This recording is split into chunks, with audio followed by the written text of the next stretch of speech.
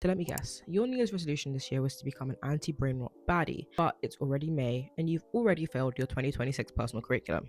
Honestly, same. Like you, I saw the whole academia baddies on the internet who were at the start of the year trying to show all of us how to implement the holy grail of anti-brain rot, anti-stop resistance. But unfortunately, for reasons beyond my understanding or control, I got stuck at the start. And before I knew it, 5 months have passed, it's already May, and I'm absolutely no closer to becoming an expert on French classic literature or theology. But no matter, no worries, no problem, because today I'm going to be sharing with you a simple solution to this problem. Hey, it's Joelle and welcome to Just Your Average Joe. Now, I know that for so many of us, it has become an absolute core mission in life for us to somehow avoid, navigate, or outsmart the obscene amount of brain slop, AI generated crap that is circulating on the internet right now. Hence the rise of so many anti-brain rot challenges throughout 2025 and 2026.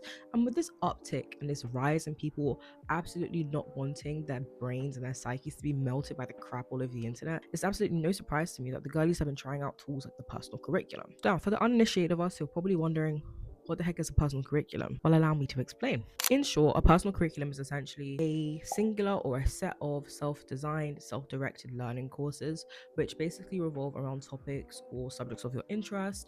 Typically speaking, they are arranged similarly to a school curriculum would be, in that there are particular modules, key topics. There tend to be things like assignments or end of curriculum assessments or projects that you might want to be making. But a lot of the time, much of the fun and independent side of these personal curricula is the fact that you essentially get to design it yourself around things that you are particularly interested in without anyone else's input. And also, you can take a very active and independent role in both finding and assembling your list of resources for this educational challenge. And a lot of people like to go to their libraries, pick up books, maybe make lists of podcasts, websites, blog posts, or videos that would help them to really supplement their learning on a particular topic of their choosing. And the thing is, in theory, this all sounds great. And I'm sure that for a lot of people, it has been great. But the thing with this challenge is that there are a lot of unspoken and underplayed barriers to the personal curriculum trend, namely time, organization, and sustained interest in the topics. And these are three things which a lot of type C girlies like myself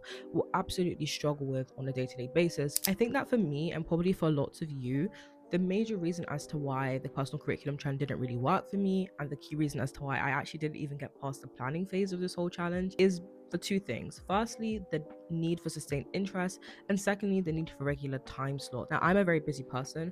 I'm a 9 to 5 medical student, and I don't have a very stable schedule. And this variety is great and something that I really like for myself, but it isn't exactly conducive to any kind of project like a personal curriculum, wherein you kind of need to be doing it in regular intervals. And I know people will say, well, you can customize it and make it fit for you, but I just know myself, and I know that if I don't do something regularly, it won't happen. And as a result, the personal curriculum trend and the personal curriculum idea, while it sounded great and while it seemed really inspiring, and I had a lot of great ideas for it, it was ultimately absolutely unattainable for me.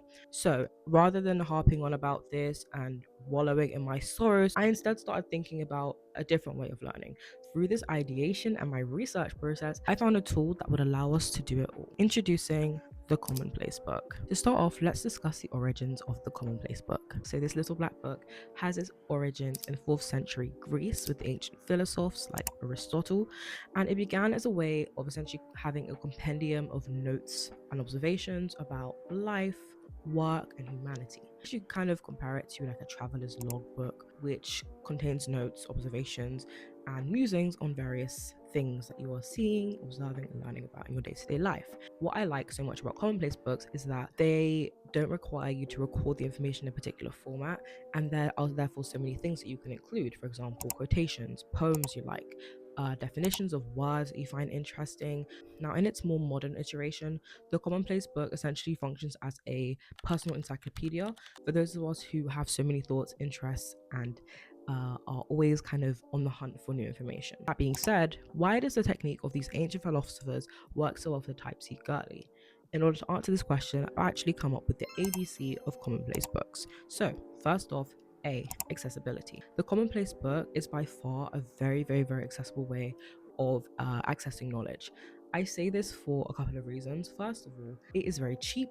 It is not equipment intensive, nor is it planning heavy. Unlike the personal curriculum, which kind of revolves around having an organized set of resources, the commonplace book requires two pieces of equipment, a pen and a piece of paper. As a result, the commonplace book allows us to overcome several barriers, including a time barrier, planning barriers, money barriers, and equipment barriers. Therefore, it's much easier for you to kind of get started with it. Another thing I like about the accessibility of the commonplace book is how useful it is for people who have issues with planning, time management, organization, or sustained attention span. It's a self-paced and self-directing method of learning, which means that there is no inherent need for you to kind of complete the research or compile the research in a chronological order, as there kind of is with the personal curriculum, because you're not aiming to hit particular teaching points at or by a certain point or in a certain order. It means that you have freedom with how and how frequently or how often you decide to find, compile, and document the research that you are interested in. This allows you to pick up with the commonplace book as and when you want and not feel pressurized to do it at a certain time.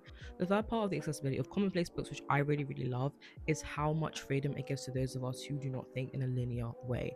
I like to ideate, I like to brainstorm, and the commonplace book actually really allows me to kind of feed into this. Because of the freedom of the commonplace book and the fact that it is obviously a book of your choosing, it means that you are able to organize your thoughts and your ideas and research in a way that best suits you, whether that's collages, mind maps, visual diagrams, and this sort of flexibility is something I think is very, very valuable and very, very important. Okay, next on our ABC is B, breadth. Now, I think it kind of goes without saying, but by nature of the purpose and kind of design of a commonplace book, you are very, very able to customize the amount of research you do at any topic at any given time, which means that you can essentially journal about a topic as much or as little as you like, depending on how your interest in that topic ebbs and flows with the wind. I personally speaking, I'm not the type of person who has like very defined special interests like all the time, but I do have periods of hyperfixation on particular topics or ideas. I can get into rabbit holes very, very easily, and I can get really, really intrigued and fixated on a particular topic for a very, very short period of time, like a couple of days or even a week. I think that having a commonplace book, because it's again quite unstructured and therefore very free flowing, means that your commonplace book and the entries you put into it essentially will be able to easily adjust and accommodate for whatever it is you're interested in and kind of the amount which you're interested in it. Second thing I love about the breadth of a commonplace book is its potential use as a trial place for other projects. Now, I use my commonplace books essentially to test out the waters of an interest that I have, to see if it's something that I'm really interested in long term. Therefore, using a commonplace book can actually be a stepping stone to creating a longer term projects, such as personal curricula or other kinds of individual research projects. As well as that, I think the commonplace book is a really, really good way to test out different kinds of journals. If you're someone who likes to journal and you have a desire to try different kinds of journals, but you're not sure about committing to them all at once, this is a really great tool for you. I myself have many journals and I have a video on it if you're interested, but there are lots of different journals I haven't tried yet and I'm not sure if I want to try, and that is why I use my commonplace book as a way of trialing those things. For example, some of the journal types which I myself haven't tried in full but have kind of tested out with my commonplace book include the media journal, the junk journal, and the art journal.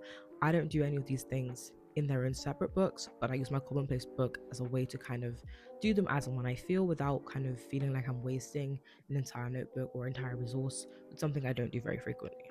So the third and final aspect of the ABC of commonplace books is C, consistent inconsistency. This sounds like an oxymoron, and in a way it kind of is, which is why I like the term, but it basically refers to the idea that you are essentially accepting, normalizing, and adjusting for the fact that you probably aren't going to be using this book every single day. Because there are no strict guidelines on how often you need to use the book therefore allows you to use it as and when you need or when you feel compelled to do so.